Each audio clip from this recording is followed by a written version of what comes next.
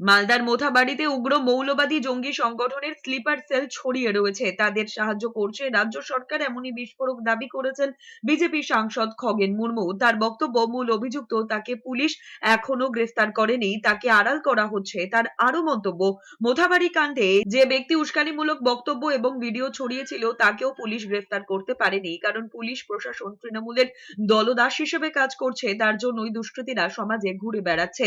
উল্টে যাদের ঘর বাড়ি ভাঙা হয়েছে তাদের গ্রেফতার করা হচ্ছে বেছে বেছে। খগেন মুর্মু এরপর পুলিশকে হুঁশিয়ারি দিয়ে বলেছেন, পুলিশ যদি 24 ঘন্টার মধ্যে মূল অভিযুক্তকে গ্রেফতার না করে তাহলে বিজেপি বড় আন্দোলনে নামবে। অন্যদিকে এখনো পর্যন্ত চাপা উত্তেজনা রয়েছে মোথাবাড়ি, সদ্দুল্লাপুর, বাঁধাপুকুর এলাকায় টহলদারি চালাচ্ছে পুলিশ। ছেলেটি সেদিন সোশ্যাল মিডিয়াতে সেটা হচ্ছে যে ভাইরাল করেছে এবং ও পরিষ্কারভাবে বলেছে সমস্ত মুসলিমরা জেগে ওঠো আর সমস্ত হিন্দুদের ধরো আর জবাই করো। এই ছেলেটি এখনো পর্যন্ত অ্যারেস্ট হয়নি।